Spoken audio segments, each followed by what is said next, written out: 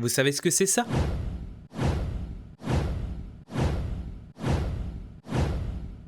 Bon, il y a des chances que vous me dites que c'est un VTuber, et même que moi-même je suis un VTuber si vous me suivez. Mais là, on va parler aux personnes qui connaissent rien au VTubing et aux VTubers. Alors, aujourd'hui, nous sommes là pour vous expliquer ça veut dire quoi, VTuber.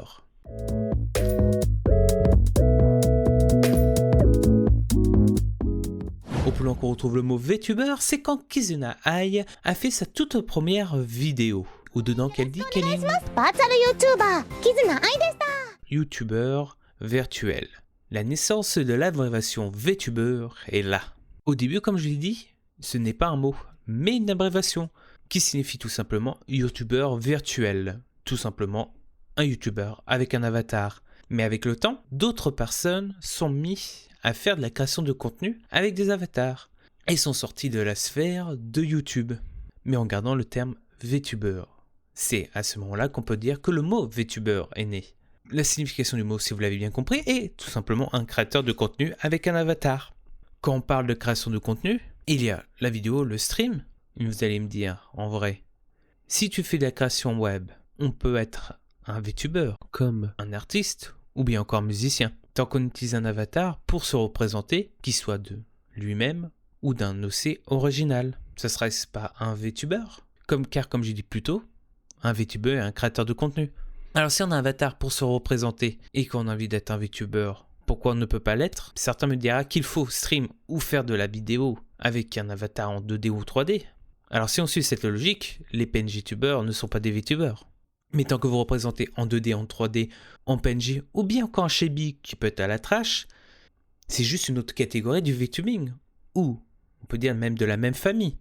Un exemple, les PNG-tubers, les V-artistes, les V-streamers ou les V-tutos. C'est des noms différents, mais ça reste du VTubing. Surtout n'écoutez pas les gens qui vous disent que VTuber, soit c'est l'abréviation de VTuber virtuel, soit c'est un streamer avec un avatar. Ou bien encore que si tu es un avatar, tu es un VTuber. Si tu te sens pas bien dans la communauté et que tu n'as pas envie d'être mis dans cette communauté, que tu utilises un avatar et que tu veux pas être VTuber, c'est pas un problème. De toute façon, il y a des millions de façons de créer du contenu sur internet, comme il y a des millions de façons d'être un VTuber. Et j'aimerais finir que si vous utilisez l'abréviation VTuber ou bien encore le mot VTuber, on reste des créateurs de contenu. Alors, pourquoi se chercher des pics quand on est dans le même bateau? Et quand je dis le même bateau, je parle des VTubers, des personnes qui créent du contenu avec des avatars qui ne se sentent pas dans cette catégorie-là, les créateurs de contenu qui peuvent être no cam ou en face cam. En clair, toutes les personnes qui créent du contenu sur internet.